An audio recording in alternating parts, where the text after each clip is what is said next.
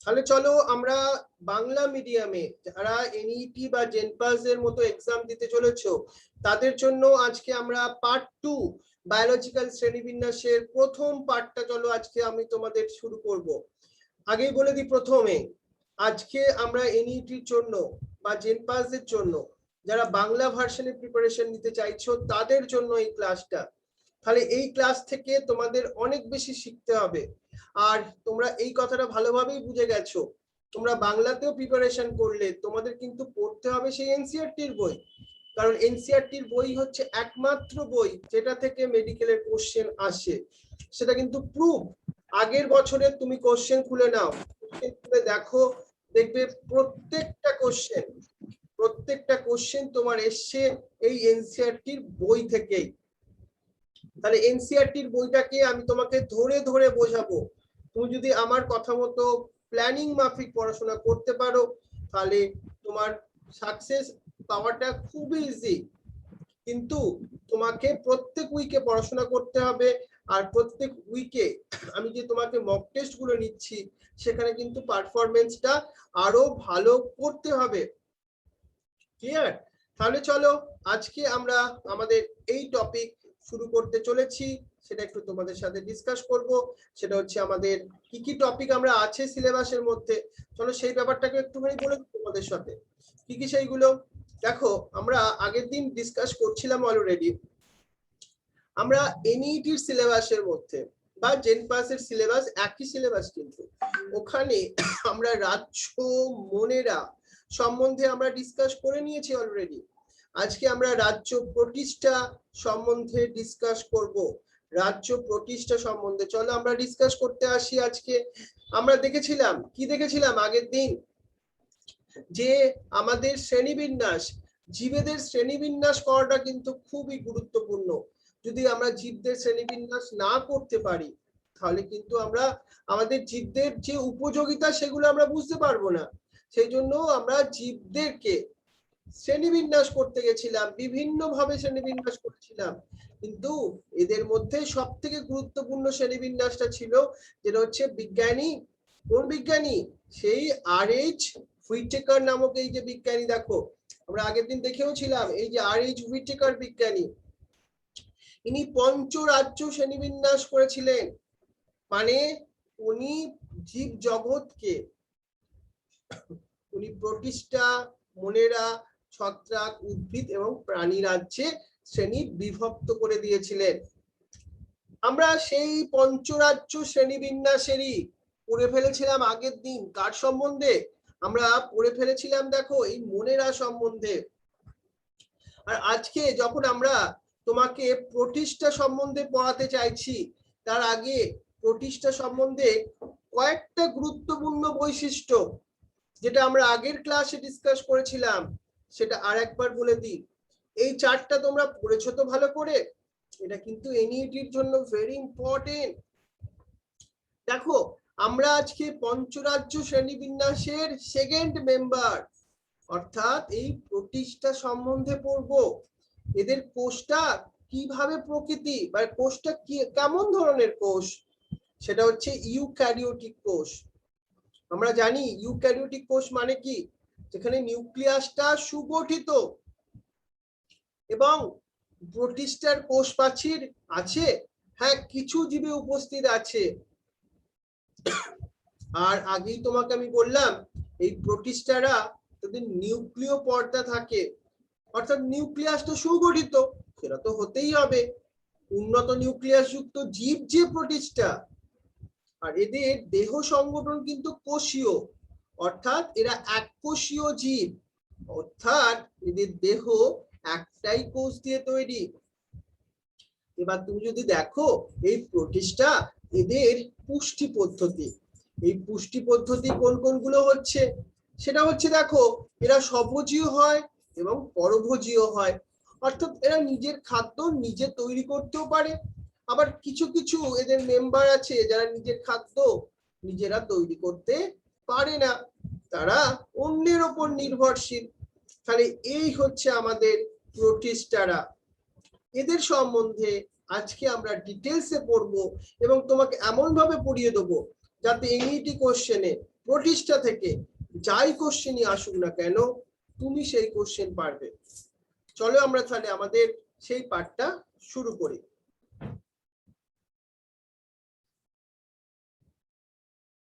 ওকে, তোমরা কৃষ্ণচন্দ্র এবার তুমি আমার কথা শুনতে পাচ্ছ তো?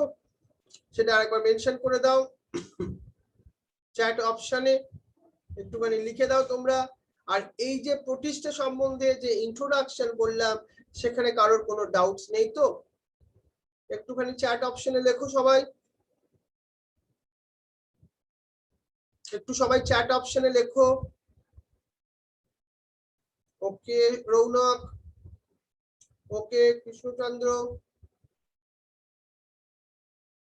অন্যরা কি হলো? অন্যরা ইনপুট করো। Right Chandrima, Aritra, very good. মানে সবসময় আমাদের কি বলতো অ্যাওয়ার হতে হবে, সচেতন থাকতে হবে একদম, যখনই বলবো তখনই ইনপুট করবে। ক্লিয়ার? চলো এবার আমরা একটুখানি প্রতিষ্ঠা সম্বন্ধে তোমাদের জন্য ডিসকাস করতে থাকি। ভালো করে একটু বুঝে নেবো আজকে আমরা প্রতিষ্ঠাদের সম্বন্ধে। রাইট, চলো আমরা কোন পার্ট থেকে শুরু করব সেটা চলে আসি আমরা। এখন আমরা এগুলো অলরেডি ডিসকাস করে নিয়েছিলাম আগের ক্লাসে, আর্কিও ব্যাকটেরিয়া সম্বন্ধে ডিসকাস করেছিলাম।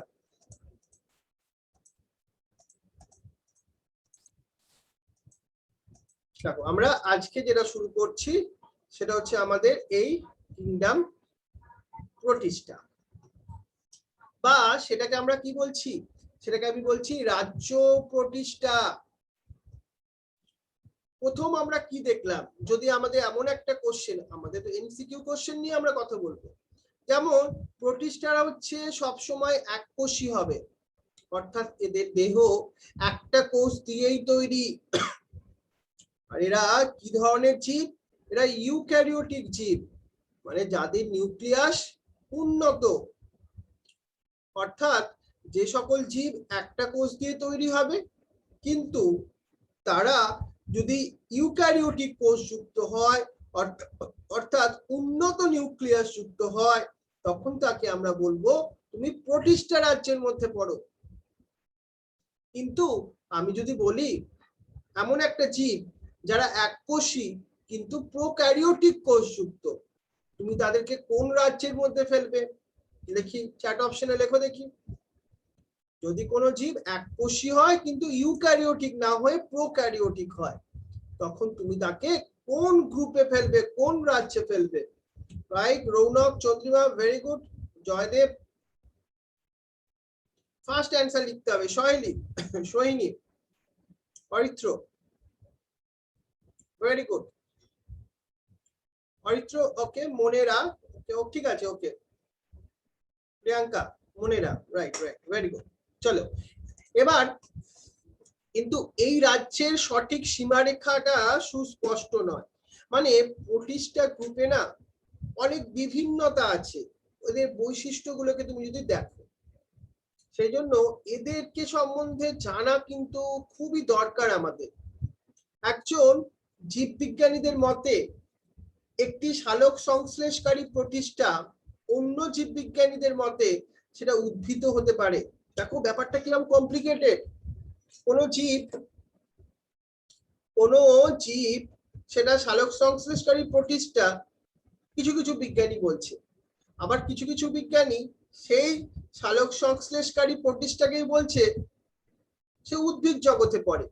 বুঝতে পারছো, এটা সায়েন্টিস্টদের মধ্যে একটা কনফিউশন আছে প্রতিষ্ঠাকে নিয়ে। কিন্তু আমরা আমাদের এই এনইটি ক্লাসে বা জেনপালসের জন্য আমরা এদের সম্বন্ধে পড়ব, এদেরকে আমরা কয়েকটা গ্রুপে ভাগ করব। কাকে? এই প্রতিষ্ঠাকে। সেটা হচ্ছে দেখো ক্রাইজোফাইটস, নামগুলো মনে রাখতে হবে তোমাকে। আর একটা হচ্ছে ডাইনোফ্ল্যাজেলেটস, ইউগ্লিনয়েডস, ফ্লাইং মোল্ডস এবং আদ্য প্রাণী। একটা মজার কথা শুনবে, তোমাকে যদি আমি বলি তোমার সব থেকে প্রথম দিকের পূর্বপুরুষ কে বলতো, সেটা যদি আমি তোমাকে প্রতিষ্ঠা বলি সেটা কিন্তু ভুল বলছি না। তুমি আজকে অ্যানিম্যাল, মাল্টিসেলুলার, বহুকোষী মানুষ, কিন্তু তুমিও একটা সময় প্রোটিস্টা ছিলে। আমি তো তোমাকে প্রোটিস্টার এতগুলো বিভাগ বললাম, রাইজোফাইটস বললাম, ডাইনোফ্ল্যাজেলেটস বললাম, ইউক্লিনয়েডস বললাম, স্লাইম মোল্ডস বললাম, আর আদ্য প্রাণী বললাম। দেখি তোমার কি মনে হয়, তোমার কি মনে হয় যে তুমি তোমার প্রথম পূর্বপুরুষ এদের মধ্যে কোনটা ছিল? রাইজোফাইটস ছিল, ডাইনোফ্ল্যাজেলেটস ছিল, ইউগ্লিনয়েডস ছিল, স্লাইম মোল্ডস ছিল, আদ্য প্রাণী ছিল, কে ছিল? চ্যাট অপশনে লেখো দেখি তোমার কি মনে হয়। দেখি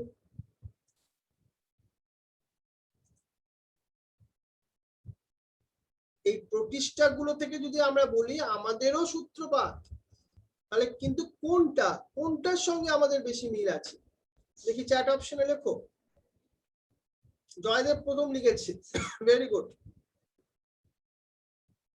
রাইট, ভেরি গুড, একদম ঠিক লিখছো তোমরা, সবাই লেখো বাবা, সবাই, মানে অন্যরা লিখছে বলে আমি লিখবো না তা নয়, তোমাকে তোমার জন্য লিখতে হবে, এখানে তোমাকে তোমার জিনিসটা বুঝে নিতে হবে, আমরা একটা প্রফেশনাল কোর্সে পড়ছি। Right right, very good very good. তাহলে আর্দ্র প্রাণী বা প্রোটোজোয়ান্স বলে যাদেরকে, তারাই কিন্তু আমাদের পূর্বপুরুষ। তাহলে চলো একবার নমস্কার করে নিই আমরা। না তোমাকে করছি না নমস্কার, করছি কাকে? আমরা আদ্য প্রাণীকে নমস্কার করছি, কারণ এরা হচ্ছে আমাদের পূর্বপুরুষ। আমরা করি না, দাদু ঠাকুমা এদেরকে নমস্কার করি, সেইভাবে আমরা একটু আদ্য প্রাণীকে একটু নমস্কার করে নিলাম। চলো, ওকে। তারপর দেখো এরা কিন্তু সবাই প্রতিষ্ঠার অন্তর্ভুক্ত। এবার প্রতিষ্ঠা রাজ্যের সদস্যরা সাধারণত কোথায় থাকে? এটা আমাদের একটা ইম্পর্টেন্ট এমসিকিউ এর কোশ্চেন হচ্ছে। দেখো প্রতিষ্ঠা রাজ্যের এই সদস্যরা প্রাথমিকভাবে কোথায় হয়? প্রাথমিকভাবে ওরা হচ্ছে একটা জলজ জীব, মানে ওরা জলে থাকে। এটা কিন্তু এমসিকিউ হতে পারে যে প্রতিষ্ঠা রাজ্যের সদস্যরা সাধারণত কি জলজ হয়, স্থলজ হয়, এইভাবে এমসিকিউ এর কোশ্চেন।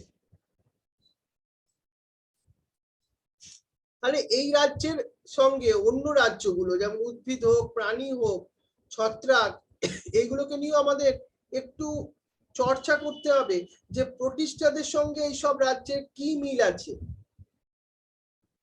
তুমি যে বললে আদ্য প্রাণী থেকে হয়তো অ্যানিমাল তৈরি হয়েছে, প্রাণী তৈরি হয়েছে, কিন্তু উদ্ভিদরা তৈরি হয়েছে কাদের থেকে? লাইক ক্রাইসোফাইটস এর থেকে, ইউগ্লিনয়েডস এর থেকে, ডাইনোফ্ল্যাজেলেটস এর থেকে।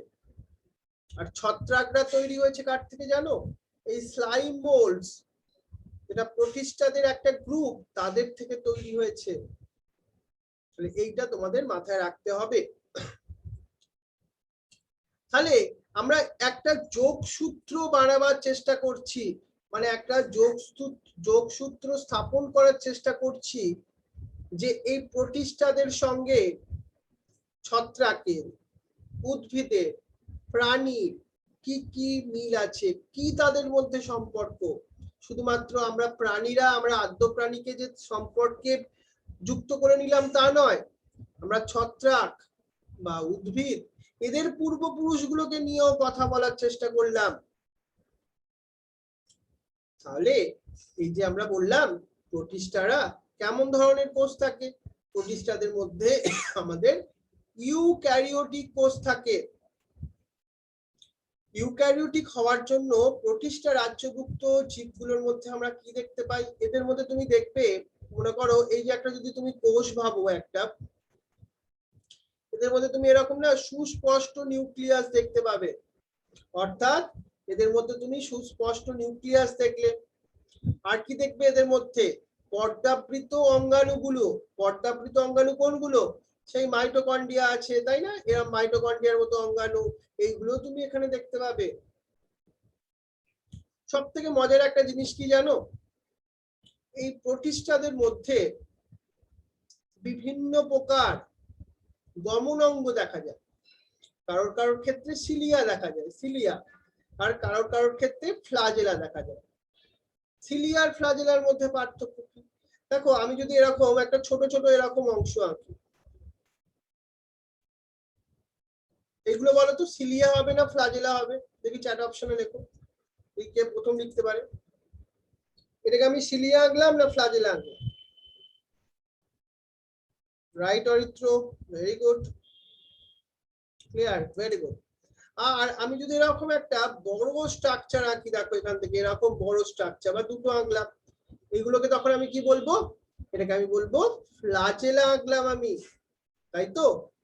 আবার অনেক সময় এদের মধ্যে আমরা একটা সিউডোপোডিয়া দেখি, সিউডোপোডিয়া, যেটা অ্যামিবার মধ্যে দেখা যায়, যেটাকে আমরা ক্ষণপথ বলি, তাই না? এরকম একটা এরকম ক্ষণপথ দেখতে পাই আমরা। এবার আমাদের জানতে হবে এই প্রোটিস্টা রাজ্যভুক্ত যে জীবেরা, তারা কেমন ভাবে তোমার জনন কার্য সম্পন্ন করে। এরা সাধারণত কোষের সংযুক্তিকরণের মাধ্যমে অযৌন জনন করে এবং জাইগোট সৃষ্টির মাধ্যমে যৌন জনন করে। জাইগোট মানে বুঝতে পারছো, দুটো কোষের আলটিমেটলি মিশ্রণ হবে কোনো কিছু জিনিস, মানে দুটো হ্যাপ্লয়েড কোষ একসঙ্গে মিলিত হয়ে ডিপ্লয়েড জাইগোট তৈরি করবে। এভাবে তোমাকে আমি একদম প্রত্যেকটা ওয়ার্ড ধরে এনসিইআরটির বই পড়াবো। মেডিকেল বা জেড পাসের মতো এক্সাম তুমি যদি আমার কথা মতো শুনে এগোতে পারো, এর বাইরে কোশ্চেন তো হবে না, বুঝতে পারছো? তুমি তো নিজেই বুঝে যাবে সেই জিনিসটা।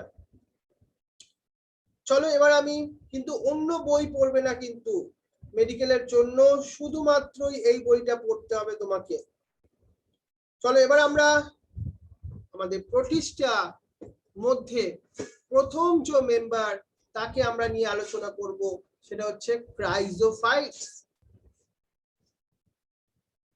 প্রথমটা দিয়েই আমাদের একটা খুব ভালো এমসিকিউ জানো, সেটা সেটা হচ্ছে এই ক্রাইজোফাইটস এর দুটো এক্সাম্পল, সেটা হচ্ছে তোমার ডায়াটম আর একটা হচ্ছে সোনালী শৈবাল, যেটাকে গোল্ডেন অ্যালগি বলে। মানে এই সোনালী শৈবাল বা গোল্ডেন অ্যালগি আর ডায়াটম তার মধ্যে পড়ে, প্রোটিস্টার মধ্যে পড়ে। আরো স্পেসিফিক্যালি যদি বলি, এরা প্রোটিস্টার মধ্যে ক্রাইজোফাইটস এর মধ্যে পড়ে।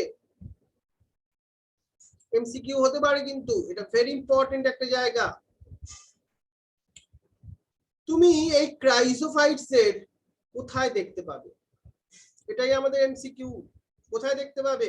এদের তুমি মিষ্টি জলেও দেখতে পাবে, আর এদেরকে তুমি আবার লবণাক্ত জলেও দেখতে পাবে। এমসিকিউ এর কোশ্চেনে কেমন হলো? ক্রাইজোফাইটস এ দেখা যায় অপশন এ মিষ্টি জল, অপশন বি লবণাক্ত জল, অপশন সি এ আর বি উভয়ই হবে অ্যানসারটা।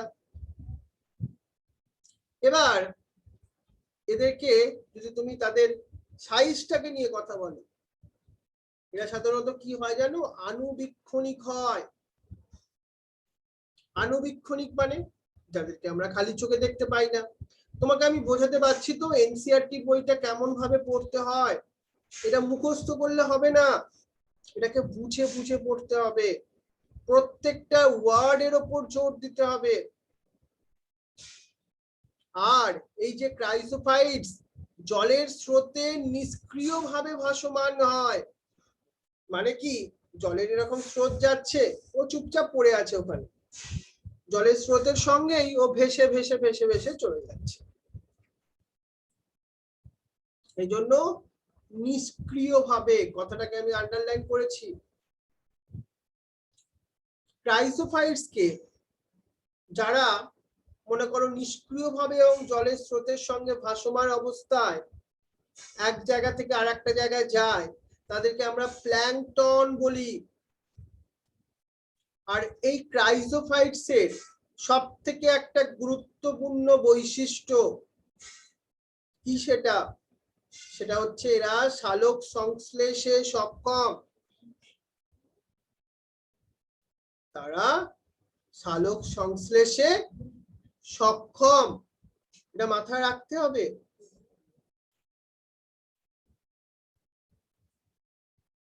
তুমি বাড়িতে একটা সাবানের বক্স দেখেছো তো?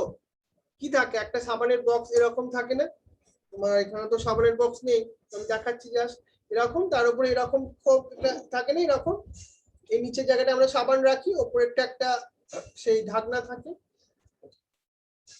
ঠিক তুমি যদি দেখো এই ডায়াটম কার মধ্যে আসছে, ক্রাইসোফাইটস এর মধ্যে আসছে। তাহলে এই ডায়াটমের কোষ প্রাচীর দুটি পাতলা অধিক্রমণযোগ্য খোলক দিয়ে তৈরি, মানে একটা এরকম মনে করো অংশ, তাকে ঘিরে আবার একটা এরকম অংশ থাকছে,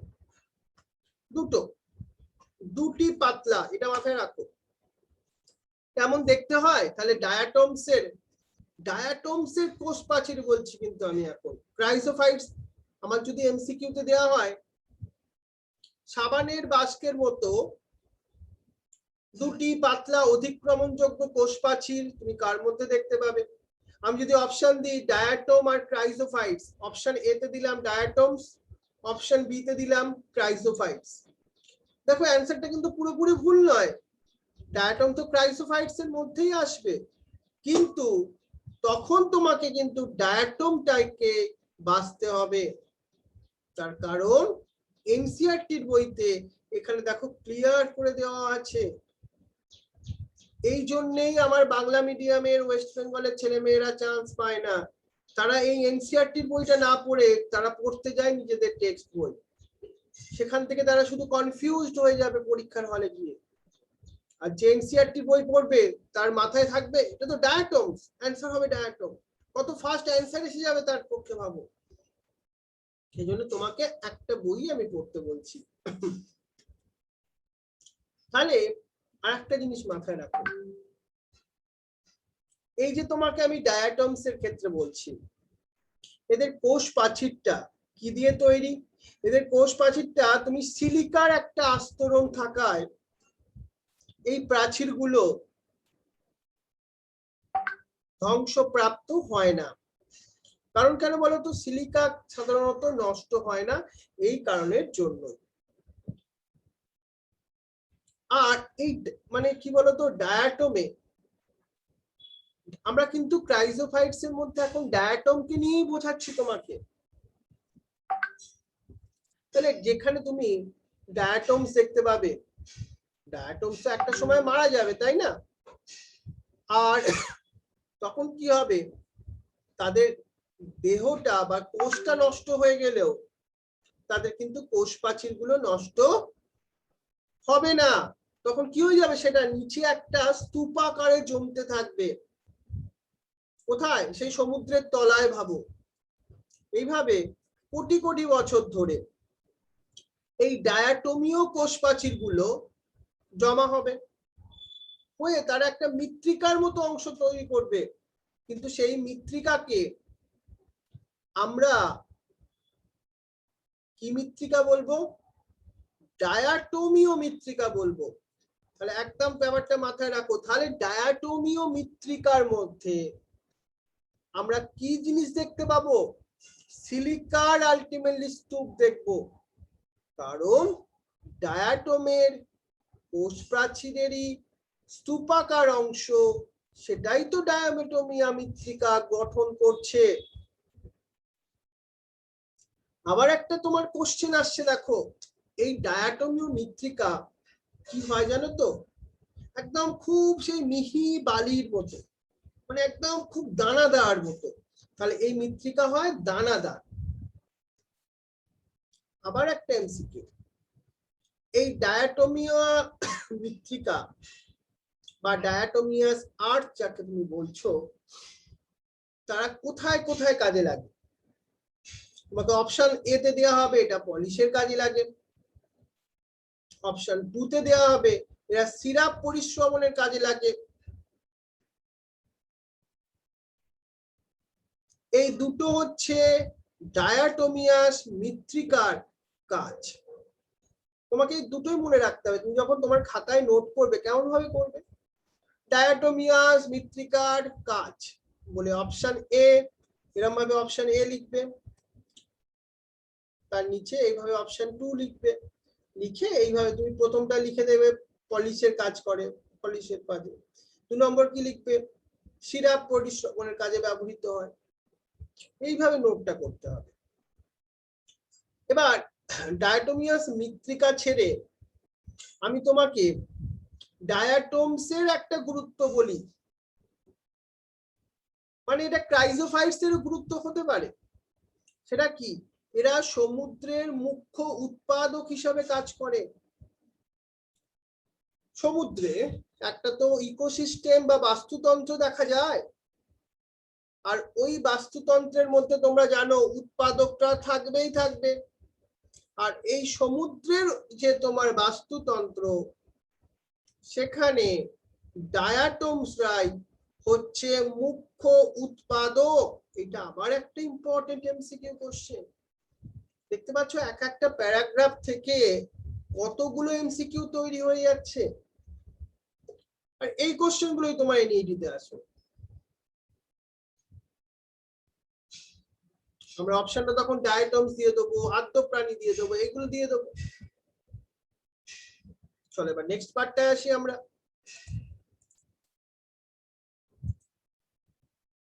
এক সেকেন্ড।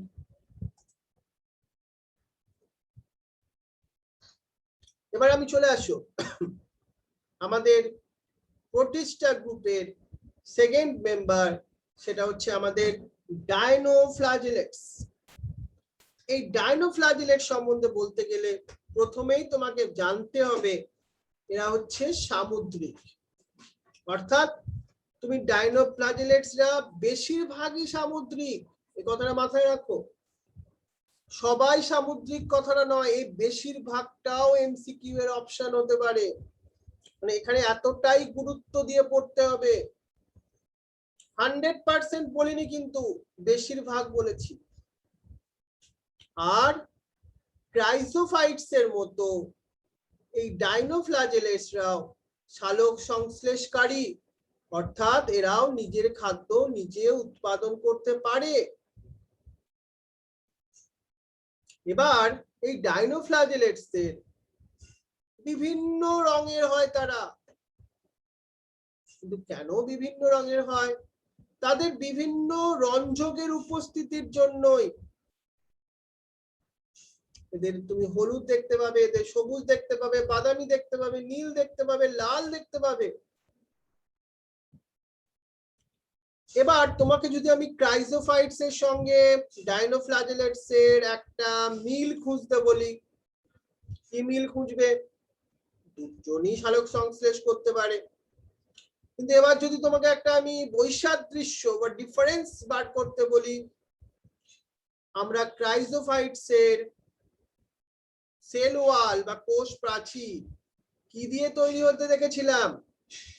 দেখো দেখি কার মনে আছে, ক্রাইজোফাইটস এর সেল ওয়াল আমরা কি দিয়ে তৈরি হতে দেখেছিলাম?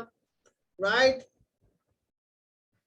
Very good. আবার লেখো দেখি একটুখানি, লেখো লেখো যে ক্রাইজোফাইটস এর কোষ প্রাচীর আমরা কোন মেটেরিয়াল দিয়ে তৈরি হতে দেখেছিলাম? চ্যাট অপশনে লেখো, দেখি লেখো লেখো ফটাফট। ক্রাইজোফাইটস এর কোষ প্রাচীর কোন মেটেরিয়াল দিয়ে তৈরি হয়েছিল? চন্দ্রিমা অ্যান্সার লিখেছে ফার্স্ট, ভেরি গুড। জয়দেব, অন্য বন্ধুরা কি হলো, ঘুমিয়ে পড়লে নাকি? জেগে ওঠো, জাগো বন্ধু জাগো। চলো, সহিলিও লিখেছে, ভেরি গুড। কৃষ্ণচন্দ্র, রাইট। সবসময় অ্যালার্ট থাকতে হবে। সিলিকা দিয়ে তৈরি, ক্লিয়ার, ভেরি গুড। কিন্তু কিন্তু তোমার ডাইনোফ্ল্যাজেলেটস এর কোষ প্রাচীর কি দিয়ে তৈরি? এদের কোষ প্রাচীরের বাইরের দিকে একটা সেলুলোজ নির্মিত শক্ত প্লেট রয়েছে। মানে এদের যে কোষ প্রাচীর তার বাইরের অংশে একটা প্লেট আছে। প্লেটটা কি দিয়ে তৈরি? প্লেটটা তোমার সেলুলোজ দিয়ে তৈরি। আন্ডারলাইন করতে হবে, ভেরি ইম্পর্টেন্ট। ডাইনোফ্ল্যাজেলেটস, ডাই কথাটার মানে জানো? ডাইনোফ্ল্যাজেলেটস, ফ্ল্যাজেলা থেকে একটা কথাটা নিশ্চয়ই কোনো একটা বৈশিষ্ট্য থাকবে, নামটাই তো সেই ডাইনোফ্ল্যাজেলেটস। অর্থাৎ এদের বেশিরভাগই আমরা দেখব দুটি করে ফ্লাজেলা রয়েছে। কটা করে? দুটি করে ফ্লাজেলা রয়েছে, এটা ভেরি ইম্পর্টেন্ট, মাথায় রাখো। ডাইনোফ্লাজেলেটস এর মধ্যে দুটি করে ফ্লাজেলা দেখবো। এদের মধ্যে একটা আবার জানো তো লম্বালম্বি ভাবে থাকে, আর একটা আড়াআড়ি ভাবে। এই যে প্রাচীরের প্লেটগুলির মধ্যকার খাঁজেই বর্তমান, মানে তোমাকে যদি আমি সাপোজ একটা এরকম ধরনের ডাইনোফ্লাজেলেটস আঁকি, তাহলে একটা আমরা দেখলাম কি এরকম লম্বালম্বি বরাবর, আর একটা কিরকম দেখলাম এরকম আড়াআড়ি ভাবে অবস্থান করবে। আমরা একটু আগে তোমায় কি বললাম, ডাইনোফ্লাজেলেটসরা বিভিন্ন বর্ণের হয়, হয়তো বিভিন্ন বর্ণের। এদের মধ্যে আমরা লাল ডাইনোফ্লাজেলেটস এর একটা নাম বলি, তার নাম হচ্ছে গুয়ানোল্যাক্স। এই নামটা ভেরি ইম্পর্টেন্ট। এটা একটা লাল ডাইনোফ্লাজেলেটস, লাল বর্ণের। এরা না সমুদ্রে খুব দ্রুত হারে বংশ বিস্তার করে, খুব দ্রুত হারে। তাহলে তুমি হয়তো ঘুরতে গেছো সমুদ্রে, সমুদ্রে বিচে ঘুরতে গেছো, গিয়ে কি দেখছো জানো, জলটা পুরো লাল হয়ে গেছে, যেন লাল ঢেউ আসছে। তুমি ভাবলে কি কি রক্ত মিশে আছে নাকি ওর মধ্যে, তো কি মারা গেছে ওখানে? না, ওরকম কোনো ব্যাপার নয়। মেন ব্যাপারটা হচ্ছে ওখানে কি বলতো, এই লাল ডাইনোফ্লাজেলেটস এর বৃদ্ধি হয়েছে, ওখানে অনেক গ্রোথ হয়েছে, ওরা ওখানে বর্তমান। সেই জন্য আমরা কি দেখলাম, রেড টাইডস। তাহলে আমাদের এমসিকিউ কোশ্চেনটা কি আসছে, রেড টাইডস হবার জন্য কারা দায়ী? তোমাকে যদি আমি অপশন বলি, ডাইনোফ্লাজেলেটস, ভুল বললাম? না, ঠিক বলেছি। তোমাকে যদি আমি বলি লাল ডাইনোফ্লাজেলেটস, ভুল বললাম? ঠিক বলেছি। তোমাকে যদি আমি বলি গুয়ানোল্যাক্স, বলবো ঠিক বললাম না ভুল? ঠিক বলেছি। যদি এই তিনটে অপশনই এমসিকিউ তে দিয়ে দিই, তখন কিন্তু অ্যান্সার কোনটা চুজ করবে? তখন কিন্তু তিনটে ঠিক হওয়া সত্ত্বেও যেটা সব থেকে কাছাকাছি অ্যান্সার, সেই গুয়ানোল্যাক্স কে তোমাকে সিলেক্ট করতে হবে। এটাই মেডিকেল। আবার দেখো, এই যে তোমার গুয়ানোল্যাক্সরা না, এরা তো একটা খুব বিশাল সংখ্যা এরা গ্রো করে। এদের থেকে নিঃসৃত হয় একটা বিষাক্ত পদার্থগুলো, যেটা কিন্তু অন্যান্য যে মাছেরা সেখানে থাকে সমুদ্রে, তো এরা একা আছে তা নয়, মাছেরাও থাকবে, তাদেরকেও মেরে ফেলতে পারে। তাদের থেকে নিঃসৃত হয় বিষাক্ত পদার্থ, এই গুয়ানোল্যাক্স থেকে, বা এই রেড ডাইনোফ্লাজেলেটস থেকে, বা এই লাল ডাইনোফ্লাজেলেট থেকে। মাথায় রাখো, ভেরি ইন্টারেস্টিং। এবার আমরা 3 নাম্বার গ্রুপ, আমরা ইউক্লিনয়েডস সম্বন্ধে দেখব। দেখো, এই যে ইউক্লিনয়েডস, এরা বেশিরভাগই কিন্তু স্বাদু জলের বাসিন্দা। স্বাদু মানে মিষ্টি জলে বসবাস করে এরা। তুমি এদেরকে বদ্ধ বা জমা জলেও দেখতে পাবে, এটা কোশ্চেন হতে পারে আমাদের। এদেরকে তুমি বদ্ধ বা জমা জলেও দেখতে পাবে। সাথে স্বাদু জলে বসবাস করে, বদ্ধ জমা জলে বসবাস করে, এটা মাথায় রাখতে হবে। কিন্তু এইটা হচ্ছে সব থেকে গুরুত্বপূর্ণ, এদের কোষ প্রাচীর থাকে না। কোষ প্রাচীরের পরিবর্তে আমরা কি দেখবো, এদের ক্ষেত্রে প্রোটিন সমৃদ্ধ একটা স্তর দেখবো, তাকে বলবো পেলিকেল। তাহলে পেলিকেল তুমি কাদের মধ্যে দেখতে পাবে? ইউক্লিনয়েডস এর মধ্যে দেখতে পাবে। সেটা কি দিয়ে নির্মিত হয়? সেলুলোজ দিয়ে? না, তারা প্রোটিন দিয়ে তৈরি হয়। আর এই পেলিকেলের উপস্থিতির জন্যই এদের দেহ হয় নমনীয়, খুব সফট। তাহলে আমাদের ইউক্লিনয়েডস এর দেহ কেন নমনীয়? অ্যানসারটা যদি এমসিকিউ তে দেওয়া হয়, বলবো পেলিকেলের জন্য।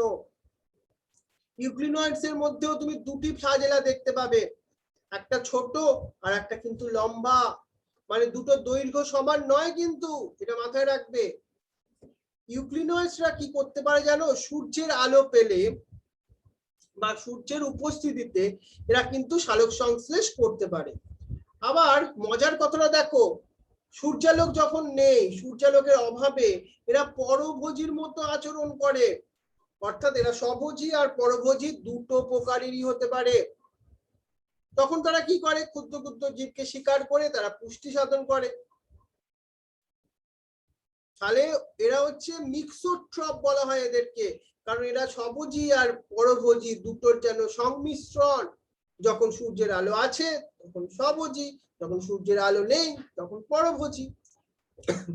মজার বিষয় কি জানো, এই ইউগ্লিনয়েডস এর দেহে উপস্থিত রঞ্জক পদার্থগুলো উন্নত উদ্ভিদের রঞ্জক পদার্থের মতোই, অর্থাৎ ক্লোরোফিল এর মতো পিগমেন্টস বা রঞ্জক পদার্থ বর্তমান, যেটা কিন্তু কোথায় থাকে, উন্নত উদ্ভিদ দেহে। এটাও কোশ্চেন হতে পারে, উদ্ভিদ দেহের রঞ্জক পদার্থের সঙ্গেও আমরা দেখতে পাই এই তোমার ইউগ্লিনয়েডস এর রঞ্জক পদার্থ। এবার আমরা স্লাইম মোল্ডস এর কথা বলবো। স্লাইম মোল্ডস যারা হচ্ছে একটা মৃতজীবী প্রোটিস্টা, মানে এরা মৃত নয়, এরা মৃত বস্তু থেকে বা পচনশীল উদ্ভিদের কাণ্ড বা পাতা থেকে, এইসব পচনশীল বস্তু থেকে এরা জৈব পদার্থ সংগ্রহ করে, অর্থাৎ খাদ্য সংগ্রহ করে। তুমি অনেকটা কার সঙ্গে মিল পাচ্ছ, এটা তুমি এটা কার সঙ্গে মিল পাচ্ছ, তুমি এটা পাচ্ছ ছত্রাকের সঙ্গে মিল। আর অনুকূল পরিবেশে এরা দলবদ্ধ হয়ে কি তৈরি করে জানো, প্লাজমোডিয়াম নামক একটা বিশেষ গঠন তৈরি করে। এটা সেই ম্যালেরিয়ার প্লাজমোডিয়ামের কথা বলছি না। কখন প্রোটিস্টারা, কখন স্লাইম মোল্ডস প্লাজমোডিয়াম গঠন করে, এটাও একটা এমসিকিউ এর কোশ্চেন। সেটা হচ্ছে অনুকূল পরিবেশে, যখন পরিবেশটা অনুকূল তখন তারা একসঙ্গে দলবদ্ধ হয়ে প্লাজমোডিয়াম গঠন করে এবং বৃদ্ধি পেতে থাকে। এবার এরা কয়েক ফুট জোরে সেই তাদের বিস্তার আমরা দেখতে পাই তখন। কিন্তু দেখো সবার তো আর অনুকূল অবস্থা সবসময় থাকে না, যখন প্রতিকূল অবস্থা আসে তখন কি হয়, প্রতিকূল পরিবেশে এই প্লাজমোডিয়াম গুলো ছোট ছোট অংশে বিভেদিত হয়ে যায় এবং এদের শীর্ষভাগে ঠিক ছত্রাকের মতো রেণু তৈরি হয়। এই রেণুগুলো প্রকৃত কোষ প্রাচীর যুক্ত। এটাও কোশ্চেন হচ্ছে, প্লাজমোডিয়াম থেকে যে রেণু তৈরি হয় এটা কোষ প্রাচীর যুক্ত এবং প্রকৃত কোষ প্রাচীর যুক্ত। আর এই রেণুগুলো খুবই প্রতিরোধক্ষম এবং বহু বছর ধরে এরা প্রতিকূল পরিবেশে বেঁচে থাকতে পারে। এরা কি হয়, এই রেণুগুলো বায়ু প্রবাহের মাধ্যমে চারিদিকে ছড়িয়ে পড়ে, আর যখন আবার অনুকূল পরিবেশ আসে তখন ওখান থেকে ওরা আবার মাইসিলিয়ামের মতো স্ট্রাকচার তৈরি করে। এই জন্যই আমরা স্লাইম মোল্ডস কে বলি ছত্রাকের পূর্বপুরুষ। প্লাজমোডিয়াম কোন সময় তৈরি হয়, অনুকূল পরিবেশে। কোশ্চেন আসার মেন ইম্পর্টেন্ট একটা জায়গা। এইগুলো হচ্ছে আমাদের প্রোটিস্টাদের সম্বন্ধে। আমরা কাদের সম্বন্ধে পড়লাম তাহলে, প্রথমে আমরা পড়লাম ক্রাইসোফাইটস, ডাইনোফ্ল্যাজেলেটস,